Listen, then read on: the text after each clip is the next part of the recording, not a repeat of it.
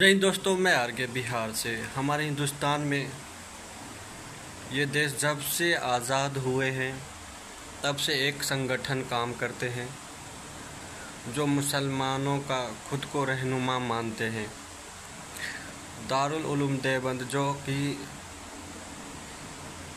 कई हजार उलमाओं ने इस देश की आज़ादी में अपना हिस्सेदारी दिए,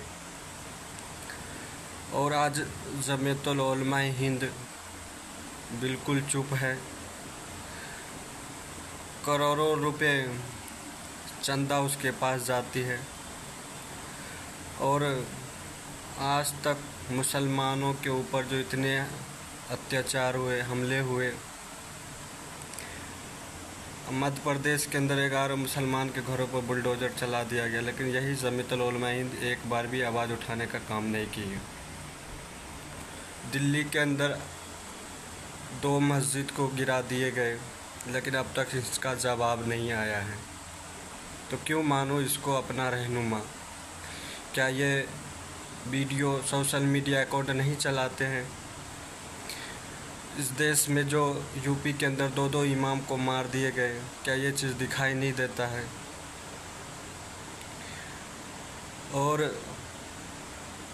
इस देश में कहते हैं कि हम चंदा लेते हैं, तो मुसलमानों पर जो हमला होते हैं वकील करना पड़ता है, तो लाखों रुपए वो देते हैं और वकील ढूंढ कर देते हैं। लेकिन आज तक वकील से क्या हुआ है?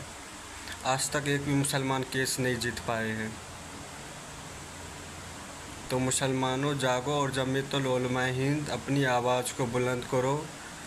अगर इसी तरह घर बैठे रहे और 4 चक्का पर घूमते रहे लाल बत्ती लेकर, तो आप लोग तो इस देश छोड़कर विदेश चले जाओगे, लेकिन इस यहाँ के मुसलमानों का क्या होगा? मुसलमानों का आज कत्लेआम हो रहे हैं, क्या आपको दिखाई नहीं देता है? एक सांसद कहता है कि हम मुसलमानों का काम नहीं करेंगे, तो क्या इस पर तुम आवाज़ नहीं उठा सकते हो? हम आप लोगों का बहुत ही इज्जत करते हैं, आप हम लोगों से बहुत बड़े हैं।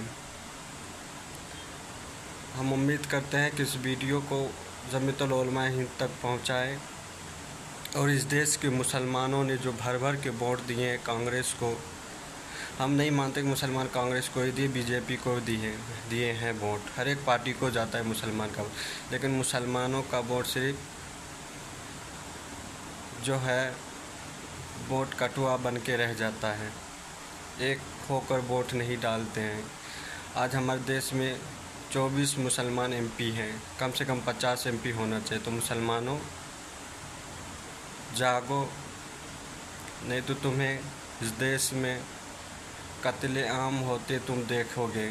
जब तक तुम अपना लीडरशिप में अपना हिस्सेदारी नहीं दोगे, तब तक इस देश में मुसलमानों के साथ कत्लेआम होता रहेगा।